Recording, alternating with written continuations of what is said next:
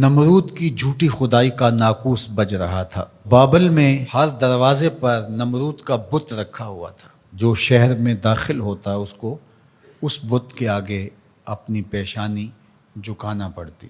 اللہ نے حضرت ابراہیم علیہ السلام کو رشد و ہدایت کا نور دے کر کے اس دنیا کے اوپر بھیجا۔ حضرت ابراہیم علیہ السلام لوگوں کے رویے جو ان بتوں کے ساتھ جڑے ہوئے تھے اس سے بہت آزردہ تھے۔ قوم سال میں ایک بہت بڑا میلہ منعقد کیا کرتی تھی شہر سے باہر، اور سب وہاں جایا کرتے تھے۔ ناچ گانا ہوتا، رقص و سرود کی محافل ہوتی۔ جناب ابراہیم بھی بلوغت کی عمر میں قدم رکھ چکے تھے۔ کہا کہ آپ بھی آئیے۔ فرمایا انی سقیم، میں تمہارے رویوں سے پہلے ہی بیزار ہوں، تنگ دل ہوں، تو مجھے مزید وہاں لے کے جانا چاہو گے؟ یہ تو کبھی نہیں ہو سکتا۔ تو وہ بتوں کے آگے مختلف اشیاء رکھ کے چلے جاتے تھے۔ تو ابراہیم علیہ السلام گھر سے نکلے، ہاتھ میں کلہاڑا لیا اور ان کے مرکزی بت خانے میں داخل ہو گئے۔ دیکھا کہ انواع اقسام کے کھانے ان بتوں کے سامنے پڑے ہیں، تو کہا کھاتے نہیں ہو؟ اب وہ کیا جواب دیں؟ مجسمے ہیں پتھر کے۔ تو دوسرا سوال کیا ما لکم لا تنطقون، بولتے نہیں ہو، کچھ بولو نا، کیوں نہیں کھاتے ہو؟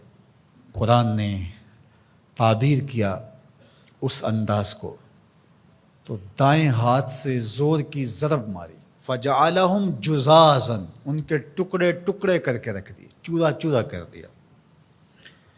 الا کبیر اللہم، جو بڑا بت تھا اس کو بس چھوڑ دیا، اس سے کوئی صلح نہیں تھی۔ یہ حضرت ابراہیم کا ایک طریق تھا۔ اب وہ میلہ دیکھ کر واپس آئے۔ ان کی عادت یہ تھی کہ واپس آ کے سب سے پہلے بت خانے میں ہی آتے۔ تو وہاں دیکھا کہ ان کے جھوٹے خداؤں کا کسی نے تیا پانچا کر کے رکھ دیا۔ ظاہر ہے کہ ان کے خداؤں کے ساتھ یہ ہوا تھا تو ان کی تو عقیدت وابستہ تھی۔ ان کے پروہت چیخنے لگے، پجاری رونے لگے، اور عجیب شور مچ گیا، ہمارے خداؤں کے ساتھ کوئی یہ کیسے کر سکتا ہے؟ ظالمین سے ہے جس نے یہ کیا ہے۔ شہر کا شہر جمع ہو گیا، آیان سلطنت جمع ہوئے۔ انہوں نے کہا کہ ایک ہی نوجوان ہے اس پوری معاشرت میں جو ان بتوں کی برائی بولتا ہے، تو یہ اسی کا کیا دھرا ہو سکتا ہے، اور کون کر سکتا ہے؟ کہا اس کو لوگوں کے سامنے لاؤ۔ اللہ اکبر، ہزاروں کا مجمع ہے، نمرود سے لے کر کے حکومت کے کارندوں تک سب موجود ہیں۔ اور حضرت ابراہیم علیہ السلام، چڑھتی جوانی، عنفوان شباب، پیشانی پہ چمکتا ہوا نور، روشن اور تاباں چہرہ، توحید کا اجالا آپ کی آنکھوں سے پھوٹتا ہوا، زیر لب ہلکی سی مسکراہٹ، دربار میں پہنچے۔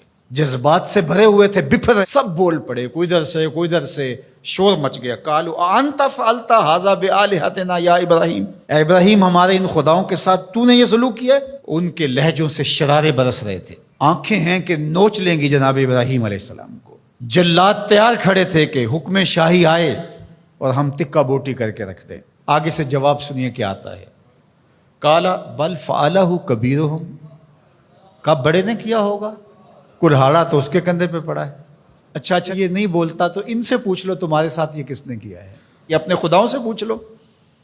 اللہ اکبر، یہ کاٹ تو کلہاڑے کی کاٹ سے بھی سخت تھی۔ یہ جو بفر کے اچھل کے باتیں کر رہے تھے، اپنے ضمیر کی طرف پلٹے، اور اندر سے ضمیر نے کیا آواز دی؟ تم خود ہی ظالم ہو، جو اپنا دفاع نہیں کر سکتے تمہارے معبود کیسے ہو سکتے ہیں؟ اپنے سروں کو جھکائے ہوئے آیان سلطنت بھی، اور بڑے بڑے پروہت، اور بڑے بڑے پجاری، اور بڑے بڑے قبیلوں کے سردار، وزیر مشیر، سب کے سر جھک گئے، اور جھکے ہوئے سر سے آنکھیں چار نہیں کر سکتے تھے، اور بولتے کیا ہیں؟ لقد علمت ما ہؤلاء ینطقون، ابراہیم تو جانتا ہے یہ بولتے نہیں۔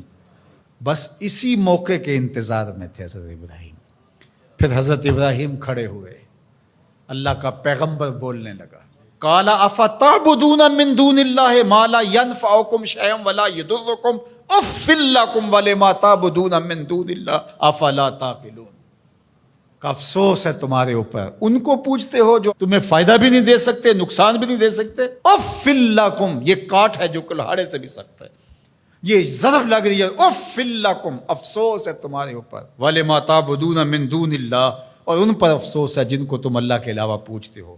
افلا تعقلون، تمہاری کھوپڑی میں دماغ نہیں؟ سوچو تو صحیح۔ اب اس کا کیا جواب ہو سکتا تھا؟ جب جواب نہ ہو، دلیل اور استدلال کی زبان بند ہو جائے تو پھر اونچے ہتھ کنڈوں پہ لوگ آ جاتے ہیں، کیسے جلا دو، اور اپنے خداؤں کی مدد کرو۔ ایک چیخا جلائی گئی، ہزاروں من ایندھن جمع کر کے اس کو آگ دی گئی۔ اب ابراہیم علیہ السلام کو اس آگ میں ڈالا جانے لگا ہے۔ جبریل حاضر خدمت ہوتے ہیں کہ اے ابراہیم، میں تمہارا پیغام لے کے رب کے حضور حاضر ہوتا ہوں، کیا التجا ہے، کیا دعا ہے رب کے حضور؟ تو جناب ابراہیم بولتے ہیں اے جبریل مجھے بتاؤ ان کے دل میں کس نے ڈالا کہ یوں چیخا جلائی جائے اور مجھے آگ میں ڈالا جائے؟ کہا رب جلیل نے۔ کہا جلیل کی یہ مرضی ہے تو خلیل کی بھی یہی مرضی ہے۔ جے سونا میرے دکھ وچ راضی، جے سونا میرے دکھ وچ راضی، میں سکھ نو چلے ڈاواں۔ اگر وہ اس بات پہ راضی ہے کہ میں جلوں تو 100 بار جلنے کے لیے تیار ہوں۔ ادھر گھما کر کے آگ میں ڈالا جانے لگا، ادھر فرمان الہی آگ کے نام آیا، کلنا یا نارو کونی بردم و سلامن علی ابراہیم۔